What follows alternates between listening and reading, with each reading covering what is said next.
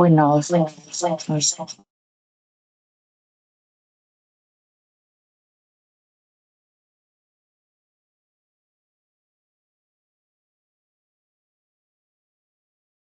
ya, listo. Buenos días con todos los miembros presentes. El día de hoy se va a realizar la capacitación de efectos de las enfermedades metabólicas en el ámbito laboral. Le doy pase a la doctora Ruth Escobar Laderas para que pueda iniciar la capacitación y en el transcurso de la mañana se van a ir conectando algunos que de repente todavía están para conectarse, ¿sí? Les doy pase a la doctora.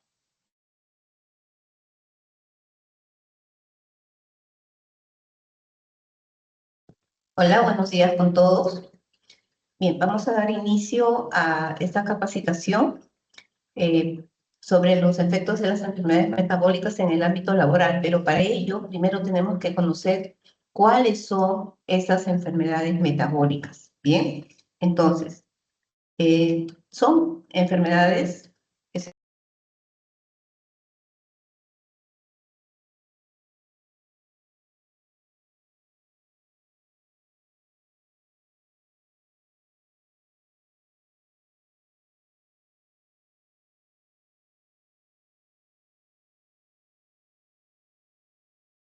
Hola, ¿se escucha? Doctora, disculpe, no se le logra escuchar, su audio se le acaba de apagar. A ver, ahí... Sí, Ya, ahí sí se le escucha. ya, listo. Les decía que las enfermedades metabólicas son esas enfermedades que se van a ir presentando de manera gradual, poco a poco, como una falla, por decirlo así, de esas reacciones químicas que dentro de mi interior, dentro de cada célula que tenemos en nuestro cuerpo, se van generando. Son reacciones químicas que tienen un objetivo, una finalidad, que es la de generar la energía necesaria para las acciones que vamos a realizar en el día a día o la función celular que tiene cada una de las partes de nuestro cuerpo. Pero esas reacciones químicas, por factores muchas veces genéticos o también por condiciones adquiridas, empiezan a fallar, se alteran y entonces vamos a tener pues la presencia de ciertas enfermedades. Vamos a comenzar con una de ellas que es la, la diabetes, ¿no? La diabetes es una enfermedad metabólica que se caracteriza principalmente, ¿por qué? Porque hay un incremento de un azúcar en nuestra sangre. Ese azúcar es la glucosa. Esa glucosa que mi cuerpo necesita para su funcionamiento es una sustancia importantísima porque nos va a generar la energía que requiere todo mi cuerpo, pero lo necesita en cantidades, ¿no?, suficientes y adecuadas para cada persona. Cuando esa glucosa se incrementa debido a que hay un trastorno en el metabolismo de los alimentos, por ejemplo, los carbohidratos, las grasas, que son las que nos aportan este elemento. Entonces, la diabetes es eso, ¿no? Un incremento de glucosa, que puede deberse, tenemos la diabetes tipo 1 y la diabetes tipo 2, ¿no? Ustedes lo habrán escuchado. La diabetes tipo 1, la diabetes mellitus tipo 1, es una enfermedad que se genera desde el nacimiento, o sea, es congénito. ¿Por qué? Porque la persona, el niño, nace con una alteración a nivel del órgano que produce, que metaboliza el tema de la glucosa, que es el páncreas. Entonces, dentro del páncreas hay unas células específicas, que son las células beta, las que producen, ¿no? Y van monitorizando, por decir así, la producción de la glucosa, de la insulina y todo lo demás. Entonces, cuando hay falla de esta, hay una deficiencia de esta célula, se genera la diabetes, ¿no?, que es, como decíamos, congénita, y que su tratamiento, pues, es un tratamiento de por vida, ¿no?, con la... Mientras que la diabetes mellitus tipo 2, que es la más frecuente y que es la que se presenta a edades ya más avanzadas, hace unas 2 décadas atrás, hablábamos de diabetes principalmente en personas mayores de 60 años, 55 para adelante. Lamentablemente las estadísticas están cambiando y ya tenemos diabéticos más jóvenes, incluso niños, ¿bien? Entonces, aquí es porque comienza a haber una alteración en la segregación de la insulina o una resistencia a la insulina, que es la hormona que se encarga de metabolizar, ¿no?, los carbohidratos que ingresan a nuestro cuerpo. Bien, entonces, tenemos aquí una estadística que lo hace el Ministerio de Salud, un análisis en el Perú, ¿no?, desde el año 23 y 24. ¿Y qué estamos viendo? Que en este periodo se diagnosticaron o se registraron más o menos 37.919 casos de diabetes. Entonces, de acuerdo al sexo, también vamos viendo, de acuerdo al sexo, en el caso de las mujeres, la presentación es más que en el caso de los varones. Entonces, las mujeres tienen una mayor predisposición, 62.4 frente a 58 puntos en los varones. Ahora, la edad, también las edades van variando, ¿no? Entonces, las edades donde vemos una mayor incidencia están entre los 60 y 64 años, pero vemos también que se va presentando ya desde etapas más tempranas, 10, 14 años. Esto antes no se veía, era generalmente en este grupo era donde se presentaba el mayor número de casos. Ahora estamos viendo que cada vez va incrementando también más tempranamente la presentación de la enfermedad. Entonces, nos vamos a referir ahora principalmente a la diabetes tipo 2, ¿no? Donde aquí hay una resistencia a la insulina, o sea, mi cuerpo produce, pero no responde adecuadamente. O la secreción de insulina por el páncreas es menor, o porque mi hígado produce una mayor cantidad de glucosa. Hay que tener en cuenta que nuestro hígado es como nuestra fábrica, ¿no?, donde ahí se realiza pues todo la formación de diferentes tipos de componentes que necesitamos para el funcionamiento de todo nuestro cuerpo. Entonces, dentro de sus características nos dice que generalmente el debut principal es a partir de los 30 años. Ahora, y hay ciertas razas donde vamos a ver que también hay mayor presentación de casos. Por ejemplo, los que pertenecen a la raza negra, americanos, indígenas norteamericanos y asiáticos, ¿no? Son los que tienen mayor probabilidad de presentar diabetes. También hay una predisposición genética. ¿Qué significa? Que si yo dentro de mi familia, papá, mamá o abuelos, tienen o han tenido diabetes, la probabilidad que yo desarrolle la enfermedad incrementa. No es que sí o sí voy a tener la enfermedad, puede ser. Y vamos a ver el caso de repente de hermanos, ¿no? Papá diabético y tienen 4 hijos. De esos 4 hijos, de repente uno sí desarrolla la enfermedad y el resto no. O de repente los 4 desarrollan, eso es variable. Y está muy relacionado con el tema de la obesidad. Una persona obesa generalmente también desarrolla problemas de diabetes. Bien. Y lo más característico de la diabetes, y eso es un peligro, que muchas veces la sintomatología desde un principio no se da cuenta el paciente. No se da cuenta de que tiene problemas de diabetes. Al principio es asintomático. Y ese es el grave peligro, porque cuando yo no sé que tengo algo, no me cuido. ¿Bien? Entonces, habíamos hablado que la edad es un factor predisponente, mayores de 30 años, si existe antecedentes familiares, como habíamos dicho, papá, mamá, o también en aquellas personas que tienen un consumo excesivo tanto de tabaco como alcohol, también predispone. Y sobre todo, esas dietas insalubres, o sea, el que estemos acostumbrados a consumir lo que llamamos nosotros comida chatarra, ¿no? Una comida chatarra tiene un alto índice de carbohidratos y de grasas, y eso hace que esto pueda incrementar la enfermedad. Lo mismo que el consumo excesivo de azúcar.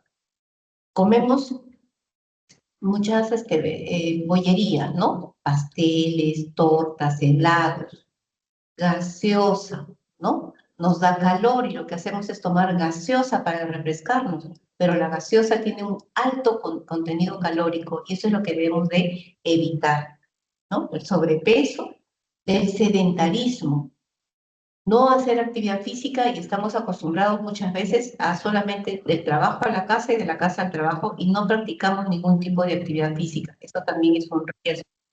La historia familiar ya lo habíamos hablado. Entonces, ¿cuáles son los síntomas cuando se presenta la enfermedad? Cuando yo me doy cuenta que tengo la enfermedad. Entonces, aquí nosotros tenemos esta mnemotecnia que son las 4 Ps, las 4 P. Primera P, poliuria y poliaquiuria. ¿Qué significa? Que tengo ganas de orinar, de miccionar más veces, ¿no? Pero de a poquitos. A cada rato, pero de a poquitos. Eso es poliuria y poliaquiuria. Polidipsia, tengo sed, tengo una sensación constante de sed, de querer tomar agua. Tercero, polifagia, tengo hambre, tengo necesidad de comer a cada rato. Y pérdida de peso. O sea, el paciente diabético tiende a perder el peso. Y ya cuando hay mayores compromisos, puede haber visión borrosa. ¿Bien? Entonces, ¿por qué me tengo que preocupar de la diabetes? Porque este incremento de la glucosa nos va a dar complicaciones en varios órganos de nuestro cuerpo. Por ejemplo, el exceso de glucosa cuando llega a mis ojos me puede producir una retinopatía, un daño a nivel del nervio óptico y eso que me genera ceguera. Puede dañar los vasos arteriales de mis riñones, por eso que los diabéticos terminan dializándose. Puede dañar terminaciones nerviosas, sobre todo de las fibras sensitivas, por eso que se siente sensación de ardor, dolor, hormigueos en las extremidades sobre todo. Hay alteración en las paredes vasculares, lo que genera el pie diabético, que termina como amputándose. Daño a nivel de las arterias coronarias, arterias cerebrales, lo que me puede generar un infarto agudo del miocardio o un infarto cerebral. Entonces, estas son complicaciones tardías. Por eso que es muy importante estarnos chequeando o controlando cada cierto tiempo nuestra glucosa. Hay personas que debutan con un síncope, llevan a la emergencia y ahí le diagnostican que es diabético.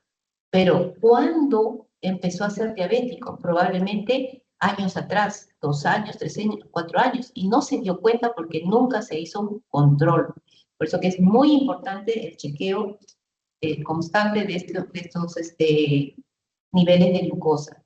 Y tenemos pues exámenes para ese control, ¿no? Hacernos la glicemia en ayunas o es mucho mejor la hemoglobina A1C o la hemoglobina glicosilada, que es la que nos determina, ¿no? Si es que yo tengo o no diabetes. También hay otras pruebas, como las pruebas de la tolerancia a la glucosa. Entonces, hay formas de diagnosticar y diagnosticar tempranamente. El tratamiento va a depender del tipo de la persona y de la intensidad del incremento de la glucosa, ¿no? A veces, valores normales de glucosa va entre 80, 70 hasta 90, 100 gramos por decir. Tolerancia por laboratorio nos dicen hasta 110, pero en la forma preventiva, yo, por ejemplo, siempre les digo, nunca deben exceder de 90. Lo ideal es que sea su techo 90 miligramos por decilitro. Si llego a 100, ya estoy camino a probablemente. Entonces, hay que tratar de mantenernos siempre en los niveles más bajos al próximo normal. ¿Bien?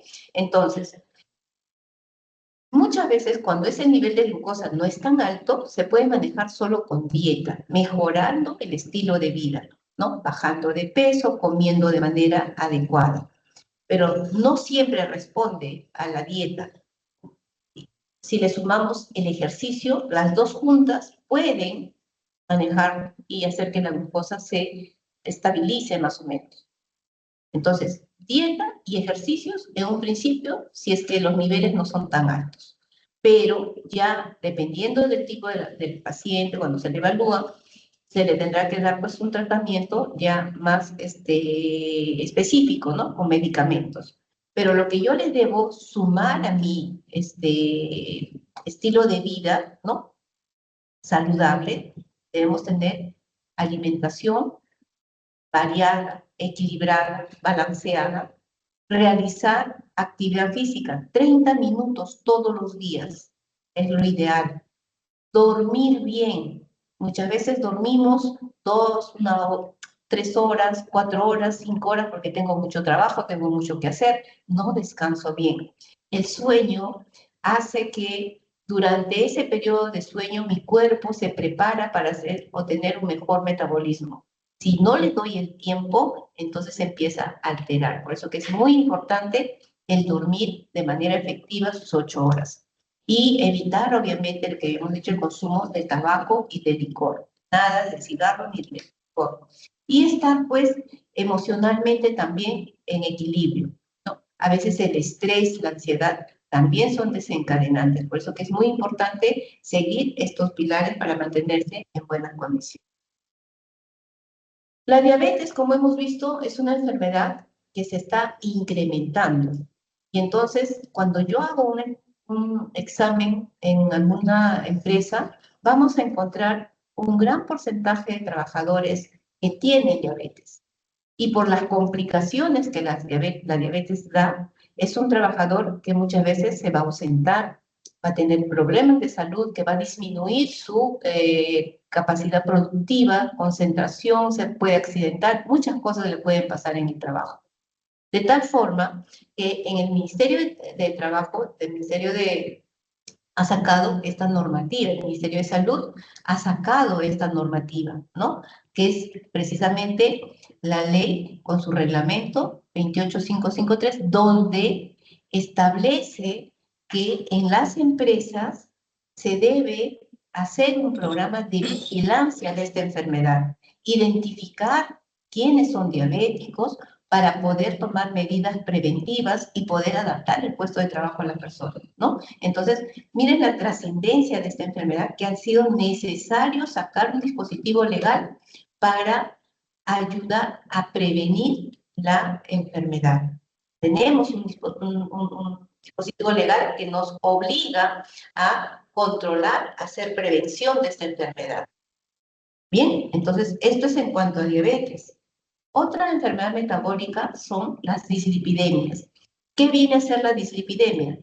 Viene a ser una alteración, aquí es en el caso del aumento de 2 tipos de grasas que tenemos en nuestro cuerpo, colesterol y triglicéridos. Esto es grasa que mi cuerpo necesita, así como la glucosa que me provee energía, el colesterol y los triglicéridos también me proveen de otro tipo de energía y que cada uno cumple su función. Igualmente deben estar en concentraciones óptimas para que puedan ser utilizadas y me brinde el beneficio. Mi cuerpo, es más, mi hígado produce colesterol y triglicéridos, pero le adicionamos con la dieta. Pero a veces ese adicional se excede, ¿no? Con la alimentación y entonces van a incrementar los valores de estos elementos. O a veces mi cuerpo produce más de lo que el cuerpo necesita, ¿no? Esa es una dislipidemia idiopática. Entonces, ¿cuáles son los niveles de colesterol y triglicéridos? Los deseables para el colesterol tiene que ser el colesterol total menos de 200 miligramos por decilitro.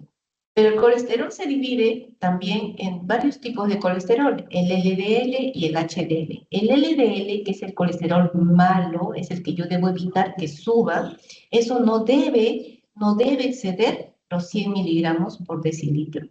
Y el colesterol HDL, que es el colesterol bueno, debe estar entre más de 40 a 50. La suma de estos, más el LDL que no lo hemos puesto, suman 200 miligramos. Bien, y de los triglicéridos, que es otro tipo de grasa, debe ser no mayor de 150 miligramos por.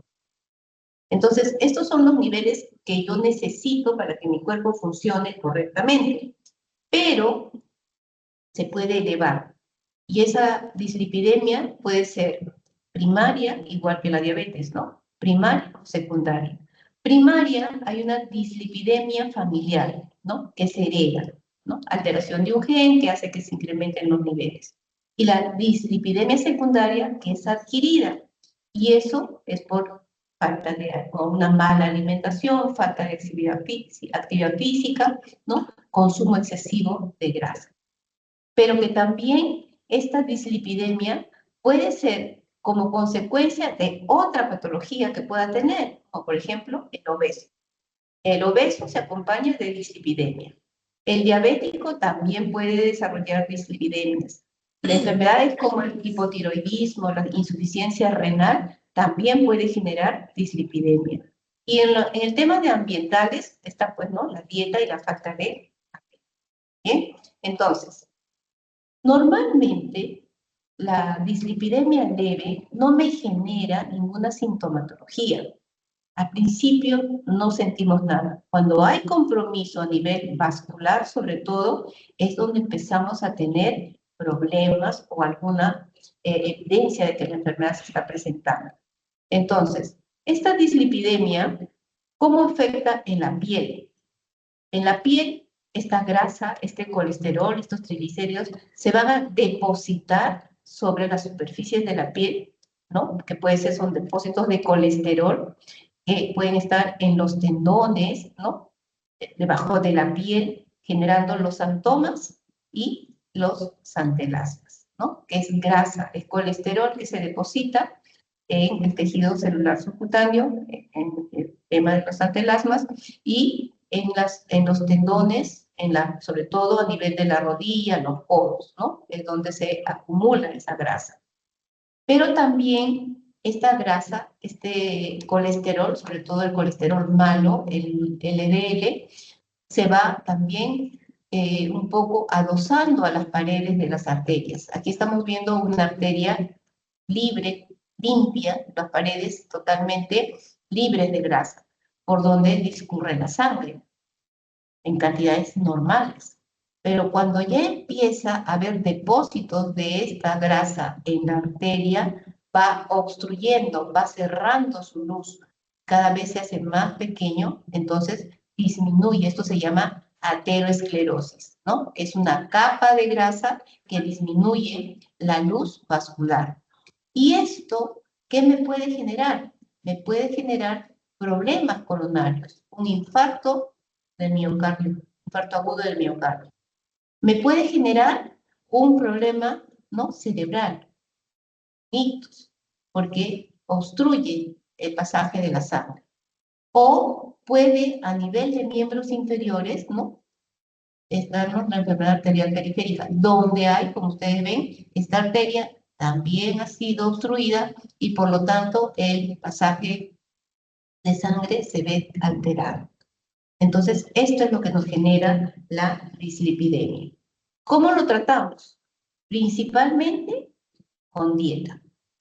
Una dieta bien balanceada, sumada a ello a ejercicios, y si los niveles de triglicéridos, colesterol es muy alto, que no se puede manejar solo con dieta y ejercicios, entonces echará mano de los medicamentos, ¿no? Pero tiene que ser individualizado el tratamiento. Yo tengo este problema, tengo que ir al especialista. ¿Quién es el especialista? Principalmente el endocrinólogo, quien nos va a hacer toda una evaluación, una revisión, ver la causa principal de la enfermedad y de acuerdo a eso el tratamiento, ¿no? Que son medicamentos específicos si es que lo van a requerir para que puedan controlar los niveles de colesterol y triglicéridos.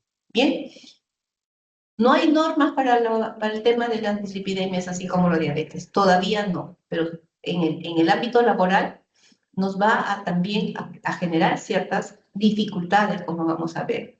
Igual, sobrepeso y obesidad.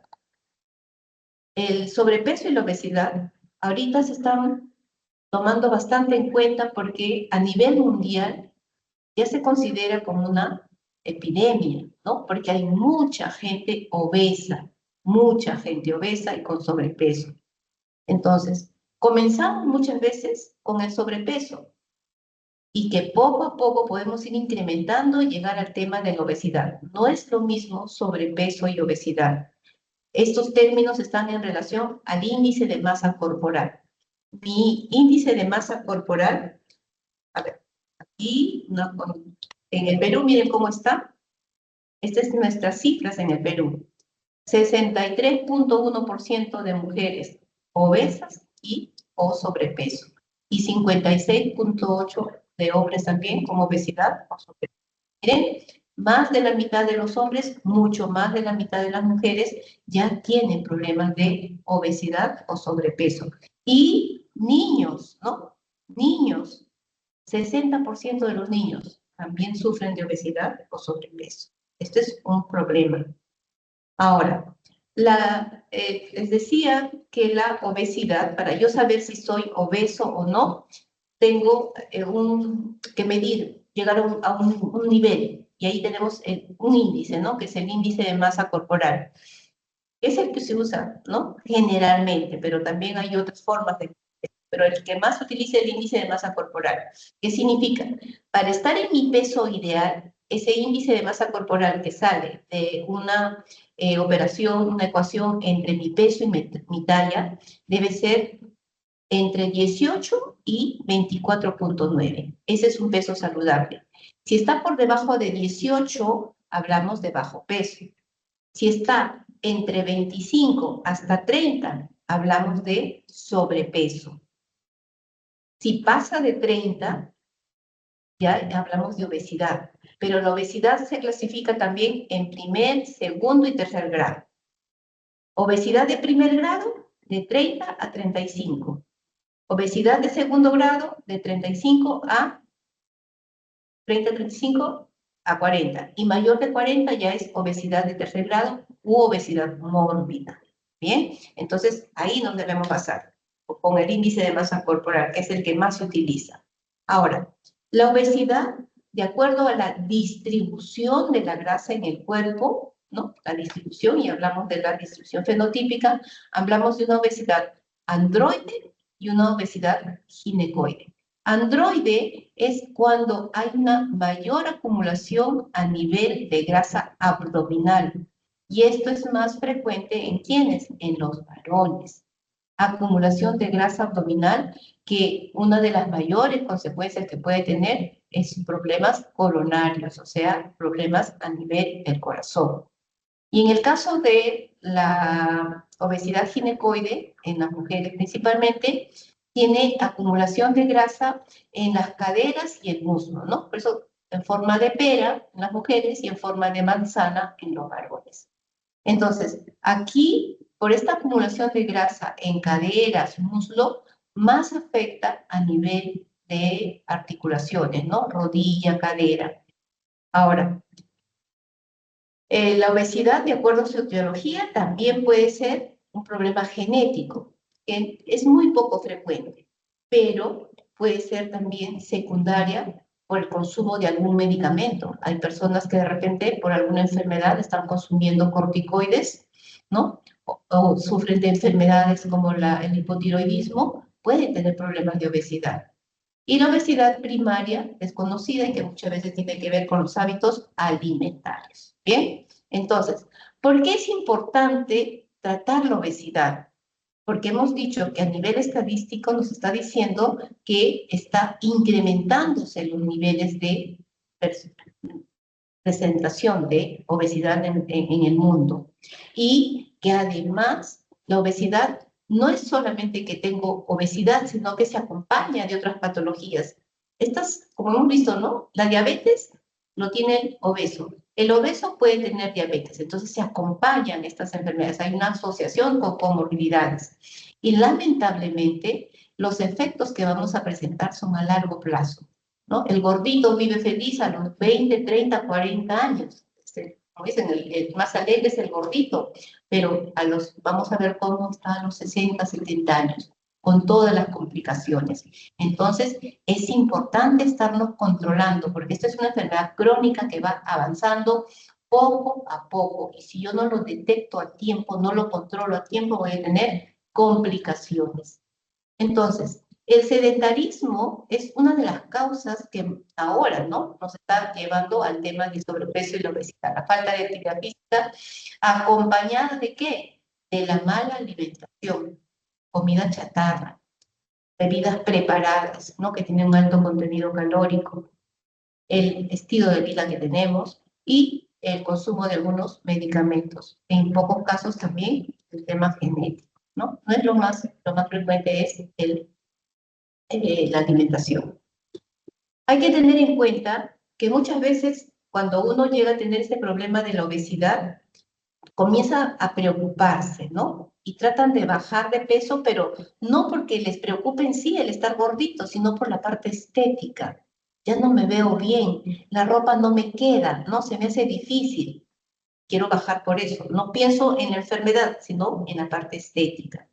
Y muchas veces intentan bajar de peso de manera individual. Solitos quieren hacer su dieta, solitos quieren hacer su rutina. Muy pocos son los que van al médico, ¿no? O copiamos, ¿no? A un amigo le dio mi receta, a mí me funcionó, fue excelente, y copiamos la receta. Solamente un 20% va a ocupar la atención del médico para que le ayude a controlarlo.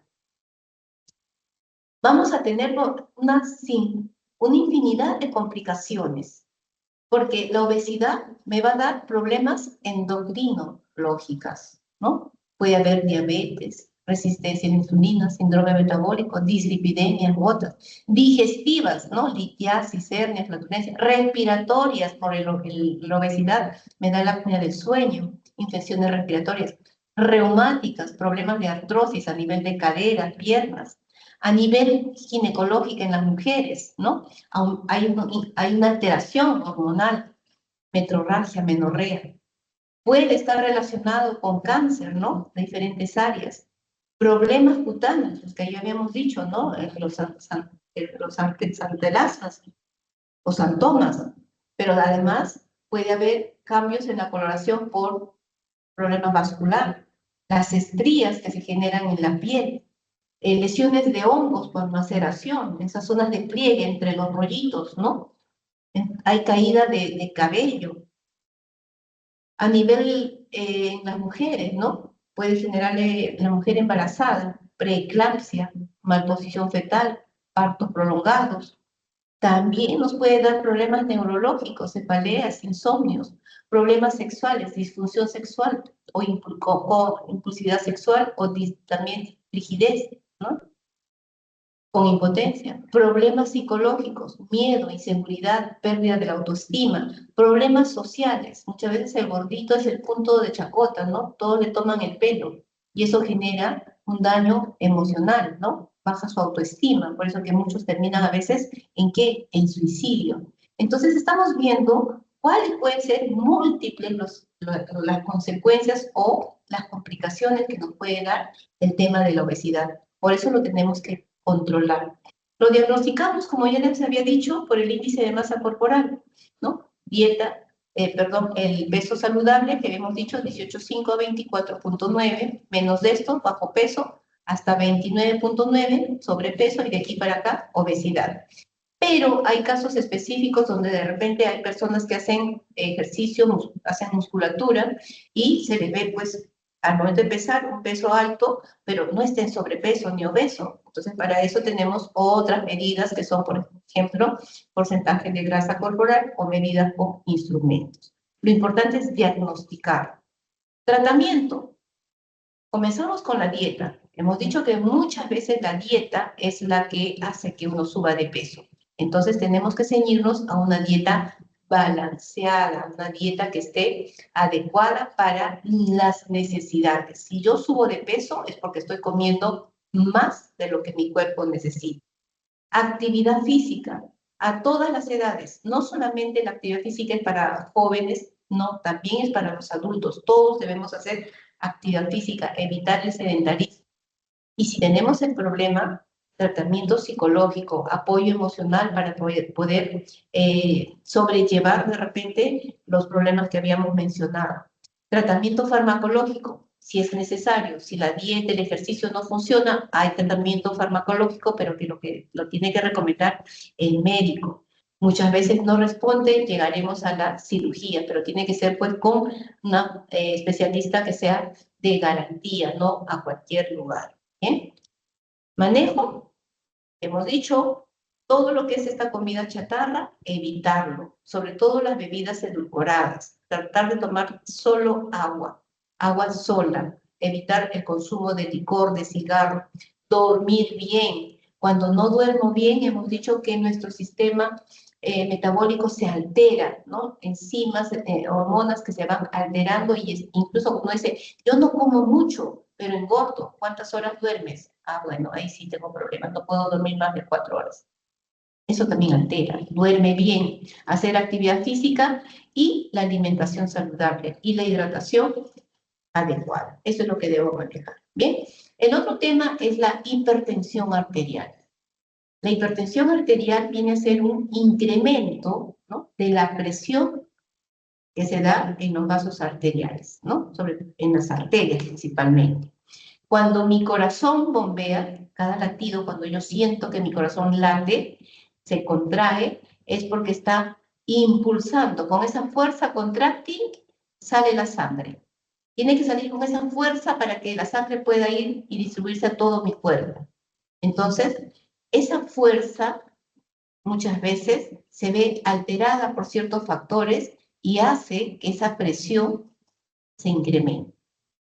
Entonces, para lo que es la presión arterial en nuestro Perú, ¿no? En la costa hay mayor prevalencia, 27.3. En la sierra, 22.1 y en la selva, 22.7. Factor que prevalece, que hace que aumente la presión arterial, sobrepeso y obesidad. Todos estamos viendo que se interrelacionan. Y también la hipertensión puede generarnos problemas, ¿no?, a nivel cerebral o a nivel cardíaco. Entonces, en esta foto, ¿cuántos gorditos veo acá? Así, ¿no? Miren, 1, 2, 3, 4, así a grosso modo. Sobrepeso probablemente muchos más. ¿Y cuántos de estos trabajadores tendrán este problema que pueden desencadenar un accidente cerebrovascular o una insuficiencia cardíaca, infarto de miocardio? Y que me va a alterar mi producción, porque alguien inmediatamente sufre un incidente, un parto de miocardio. ¿Qué sucede? Se para la producción, todo el mundo corre para atender, nos estresa, ¿no? Entonces, tiene que ver, estas enfermedades muchas veces detienen la producción, por eso la importancia de controlar. Y este tema de la hipertensión, así como la obesidad, así como la diabetes, también se está incrementando y que es responsable de un 29% de las muertes, que es prevenible. Bien, entonces, ¿qué me causa la hipertensión? La obesidad. ¿Qué me causa la hipertensión? La dislipidemia. ¿Qué me causa la hipertensión? Consumo de alcohol y cigarro. El estrés, la ansiedad, el sedentarismo. Estas son todas las causas que nos pueden generar un incremento de nuestra presión. Decíamos que nuestra presión tiene un valor normal, que es de 120 a 80. Menos de 120 y menos de 80, ¿no? Este es el rango que normalmente puede manejar una presión normal. Elevada cuando decimos que esta presión está de 120 a 129, perdón, aquí más de 80. Y puede elevarse mucho más. Entonces, presión normal yo debo encontrar variable. No es que sea exactamente 120-80, puede ser 110-70, puede ser 100-60, puede ser 70-110, varía, pero está en ese rango. Pero cuando ya sale de 120, ¿no?, la sistólica, 120, 129, 130, 140, que es lo máximo a lo que debe de llevar, ¿no? Y la diastólica de 80 se eleva a 90, 110, entonces ya estamos hablando de una hipertensión, que puede ser, cuando no conocemos la causa, siempre entre el término idiopática. Tienes presión arterial, pero no sé por qué, ¿no? Pero también pueden haber factores hereditarios y factores ambientales, como por ejemplo la edad. Por la edad los vasos arteriales se van engrosando y eso hace que esa rigidez de la pared aumente la presión. Hemos dicho la obesidad, dietas en las cuales hay un consumo alto de sal. Sal hace que aumente la presión. El sedentarismo, el consumo de alcohol también aumenta la presión, el estrés. Y el síndrome metabólico donde hay una asociación, ¿no? De obesidad y aumento de triglicéridos y aumento de la glucosa. La hipertensión secundaria está generalmente asociada a otras enfermedades que podamos tener. Problemas de repente a nivel de glándulas suprarrenales, donde aumenta el cortisol, que es una hormona que puede incrementar la presión. O, ¿no?, cuando hay problemas de dislipidemias. El colesterol alto elevado produce lo que hemos dicho, la acumulación de grasa en los vasos arteriales, la arteriosclerosis. ¿Bien? ¿Cuáles son los síntomas? Los síntomas también, como el tema de la diabetes, es al principio asintomática.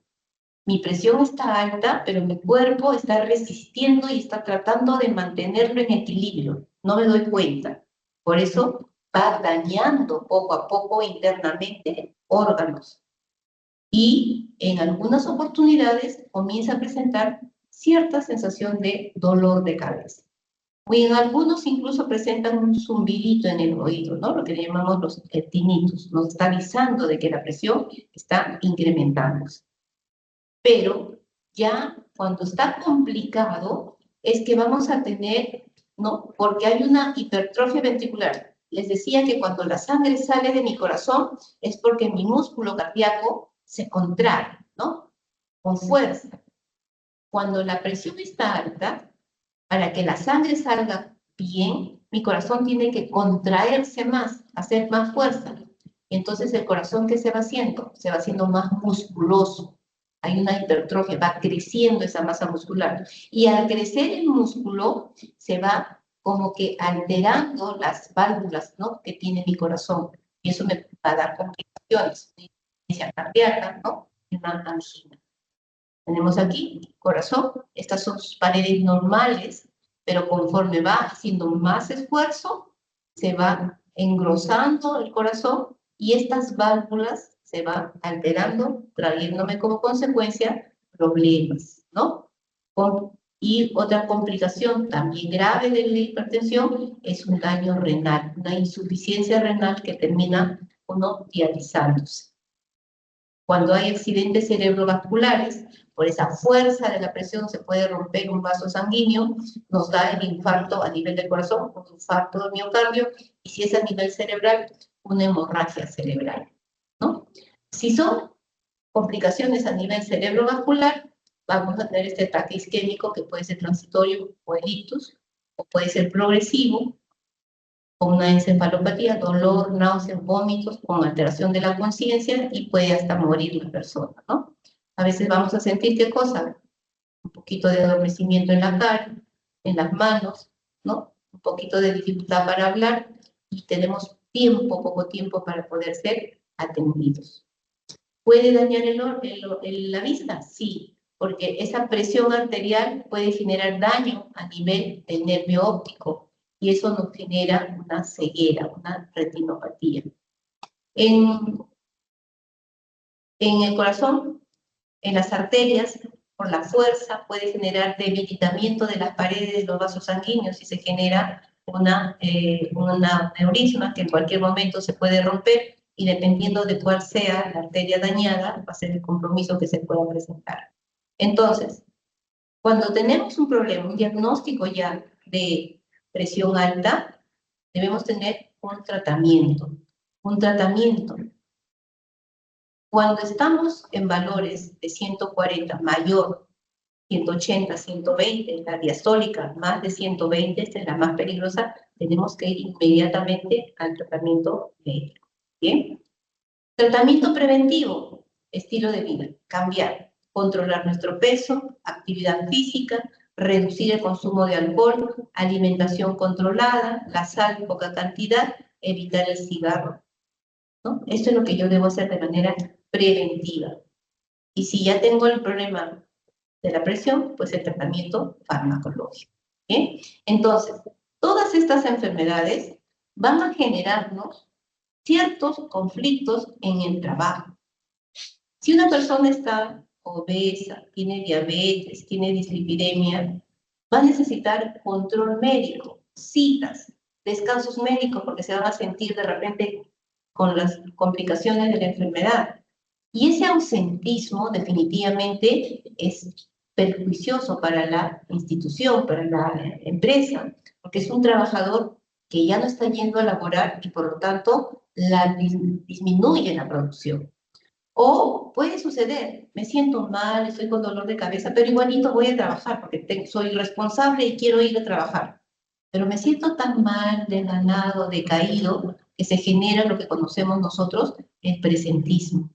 Estoy ahí, pero mi rendimiento no es igual porque estoy distraído, estoy somnoliento, me quedo adormecido y todo lo demás. Y hasta me puedo accidentar, ¿no? Hay una reducción de la capacidad laboral y eso obviamente afecta a la empresa. Todas estas enfermedades pueden generar un problema a nivel cardíaco, hemos dicho, ¿no? Puede haber un infarto, estoy trabajando y de repente sufro un infarto de miocardio o un síncope cerebral, ¿no? Un ictus. Entonces, ese daño en ese momento a mi salud también va a comprometer en ese momento el trabajo, ¿no? Van a haber compañeros que van a dejar de trabajar, va a haber un personal que me va a tener que asistir para llevarme a la emergencia. Entonces, todo eso va a generar un impacto financiero en la empresa. Si yo tengo muchos trabajadores con estos problemas que se pueden descompensar, poco a poco vamos a ver que esa disminución de la producción, porque hacen presentismo o porque hay ausentismo laboral, económicamente la empresa se va a sentir, ¿no?, afectada. Incluso el mismo trabajador, porque un trabajador que tiene estos problemas, que antes hacía horas extras de repente, ahora no los va a poder hacer. Entonces yo también económicamente me veo perjudicada. Entonces son enfermedades que se pueden controlar. Lo importante de todo esto es que se pueden prevenir y controlar, pero eso depende del diagnóstico temprano. Y ese diagnóstico temprano se tiene que hacer pues con las evaluaciones médicas periódicas, ¿no? Normalmente todos nosotros nos chequeamos, nos vamos a nuestro médico para que nos vea cómo está. Y en las empresas, por el tema de seguridad y salud en el trabajo, los chequeos médicos ocupacionales. Entonces ahí vamos detectando, ¿no?, en nuestra estadística quién es hipertenso, quién es obeso, quién es que tiene problemas de dislipidemia. Entonces, para ir controlando, para evitar las complicaciones. Por eso que es muy importante que estas enfermedades metabólicas sean vistas con la rigurosidad para poder controlar. Entonces, a mí como empresa, ¿me interesa conocer los diagnósticos? Sí. ¿Tengo un médico ocupacional que se va a encargar de la vigilancia? Sí. Entonces vamos a tener menos complicaciones y por lo tanto nuestra productividad no se va a ver afectada. Bien, con esa lámina concluyo y más bien si hubiera algunas dudas o preguntas, dejamos pueden activar sus micrófonos, ¿no?, para poder darle respuesta a sus preguntas. Gracias.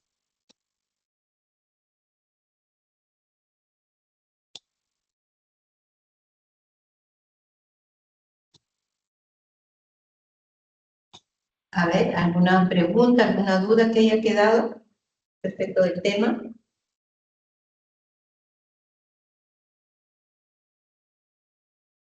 Jonathan, adelante con tu pregunta. ¿Se escucha? Buenos días. ¿Se escucha? Sí. Sí, se la escucha. Ah, ya. Bueno, es cierto que cuando te vuelves intolerante a la insulina, si no me equivoco, te salen manchas negras por la zona del cuello u otras zonas del cuerpo, como codos también. Sí, una de las sintomatologías que se da por resistencia a la insulina es esa, ¿no? La pigmentación o hiperpigmentación, sobre todo a nivel del cuello, pliegues, ¿no? Pliegues del cuello, en codos también. Por Muchas eso gracias, doctora. cuando uno nota que hay esos cambios en la pigmentación de la piel, inmediatamente al dermatólogo para que pueda determinar cuál es la causa, ¿no? Porque puede ser eso, pero también pueden haber otras posibilidades, pero no hay nada mejor que inmediatamente al especialista. Si no es al dermatólogo, al endocrinólogo, ¿no? Para que pueda hacernos nuestros exámenes y poder determinar cuál es la real causa, ¿no? De esa pigmentación o hiperpigmentación. Ah, claro, para descartar. Muchas gracias, doctora. Perfecto. ¿Alguna otra consulta?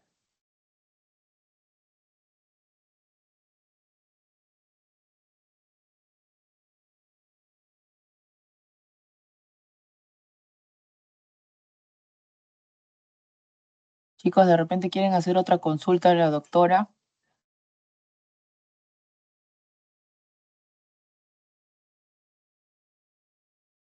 Bien, veo que no hay preguntas. A ver, la señorita Ingrid acaba de levantar la mano. A ver, por favor, ¿cuál es su consulta?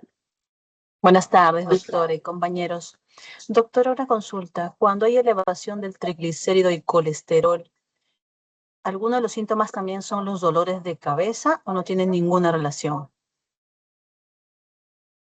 A ver, como les decía, al principio, cuando recién se está iniciando la enfermedad, pasa como una cosa asintomática. O sea, yo no me doy cuenta, no tengo nada de ningún problema. Pero cuando ya la enfermedad se va incrementando y ya hay compromiso vascular, ¿qué significa? Que ese colesterol, sobre todo el colesterol que se va fijando en las arterias, ¿no? Va disminuyendo la luz del calibre de esa arteria, por lo tanto, ¿qué disminuye? El riego sanguíneo, que puede ser en diferentes partes, pero principalmente afecta a arterias coronarias y arterias cerebrales. Entonces, cuando a mi cerebro le llega menos sangre, ¿no? Entonces comienzo a tener ciertas dificultades. Y una de esas sintomatologías puede ser el dolor de cabeza. Pero eso se da cuando ya comienzan a haber mayores daños. Al principio, vuelvo a repetir, generalmente es asintomático. Y muchas veces, ¿no?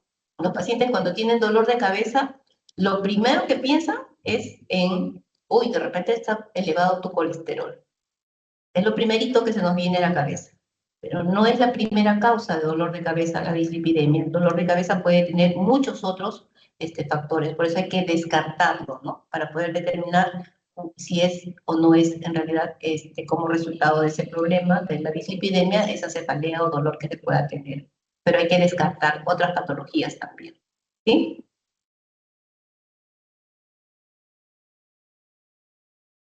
¿Alguna otra pregunta?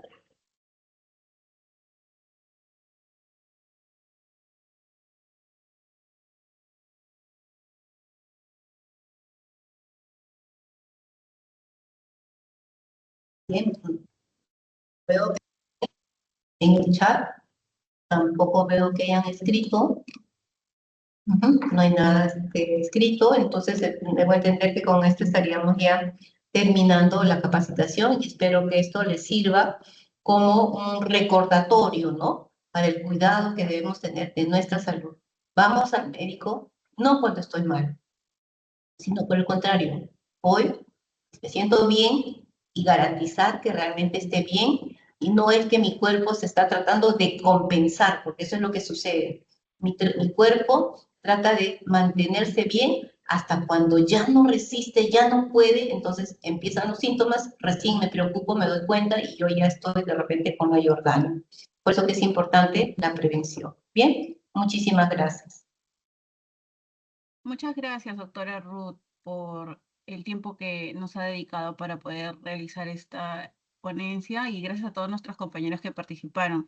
En los siguientes días se va a compartir el link de la grabación de la charla y también el registro para que lo puedan realizar por el aplicativo AppSheet. Recuerden que si tienen algún problema, por favor, me pueden contactar para poder solucionarlo. Muchas gracias. Gracias, hasta luego. Gracias. Buenas tardes con todos.